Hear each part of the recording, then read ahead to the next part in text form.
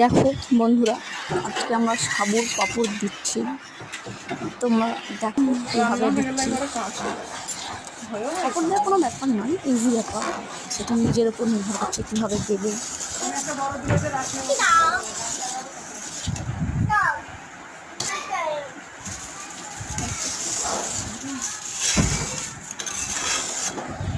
হাতটা হয়ে এসছে, একটু নাড়লেই হবে, আর একটু নাড়লেই হয়ে যাবে।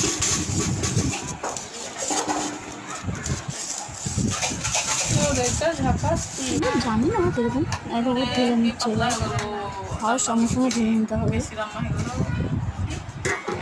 গামলায় ঢালা হয়ে যাবে।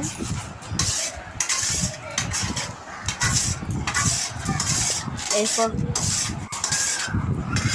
3-4 শুকনোকে বেটে দিয়ে দিতে হবে।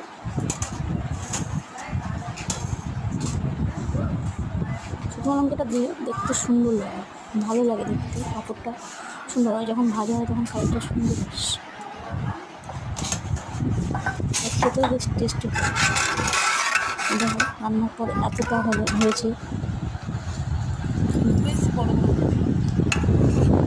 সাদা প্লাস্টিকের উপর দিচ্ছি। প্লাস্টিকে অবশ্যই তেল ব্রাশ করে নিতে হবে, তাহলে সহজে আসবে। আর আজকে প্রচণ্ড রোদ পড়েছে, আর সেরকমই হাওয়া সুন্দর হচ্ছে ব্যাপারটা, তাই না? সাদা প্লাস্টিকের দিচ্ছে তো বোঝা যাচ্ছে না, কিন্তু কোনো সময় বেশ সুন্দর লাগবে। প্রথমে ভিডিওটা আরেকবার পরে তোমাদেরকে দিয়ে দেবো বন্ধুরা, প্লিজ লাইক কমেন্ট করে দিও।